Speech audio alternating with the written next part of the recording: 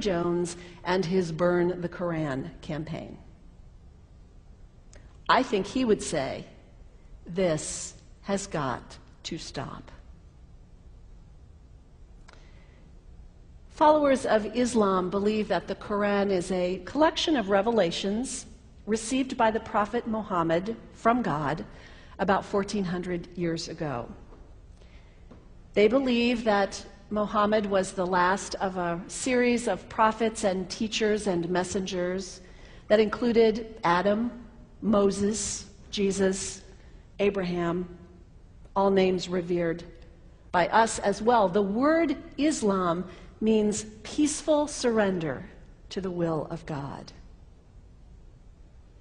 The Quran was written at a time when the Muslim people were being driven from their homes, persecuted, and killed.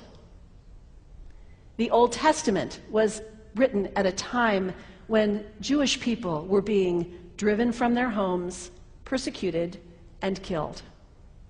And religious scholars will tell you that most Holy Scriptures have stories of war and violence in them. Throughout history, most faiths have used these texts to justify violence. And if there's anyone in this room at this moment who's thinking that I've got it wrong, after church today, pull out your Bible and look up Psalm 137. And you'll see that our own text has passages that can make us uncomfortable. But also, like the Bible, the predominant message of the Quran is of peace and care and loving God, justice, care for the neighbor, care for the stranger. In the Bible, we have thou shalt not kill. In the Quran, we have whoever kills another, surely he is killing all of humanity. And whoever saves the life of another, surely he saves the lives of all humanity. These are words of peace, words of faith, words that could save the world if we would take them to heart. The second thing you can do the next time someone sends you one of those emails demonizing Islam, delete it. Don't forward it. Don't participate in the stereotyping. Don't give in to your fear. It's okay to be a little afraid. We all have those emotions. Just don't give in to it. Don't sign on for it.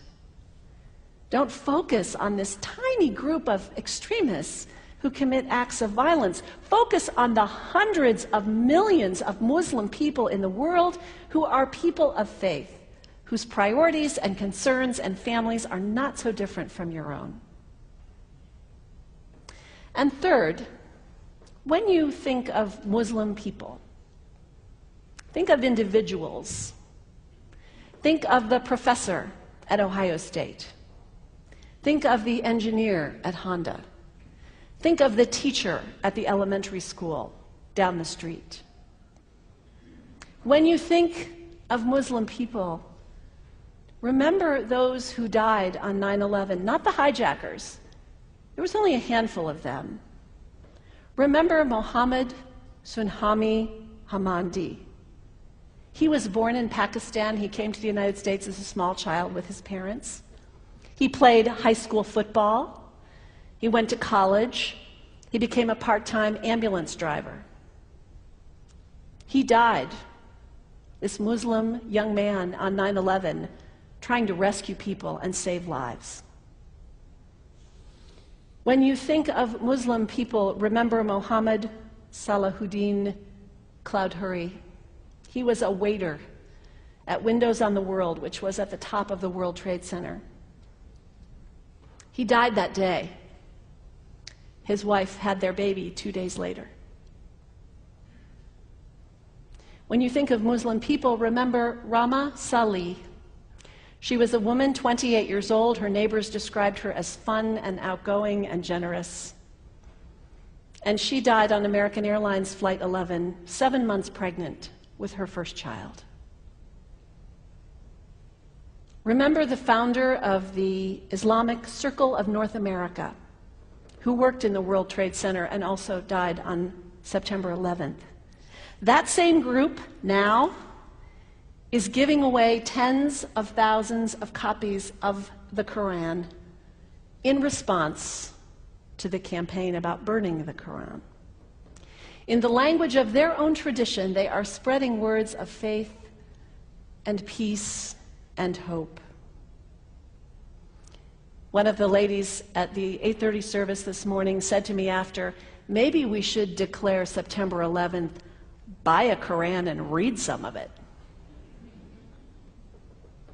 It is for us to share our message of love and hope and peace, but let us do it with grace and respect and, above all, humility.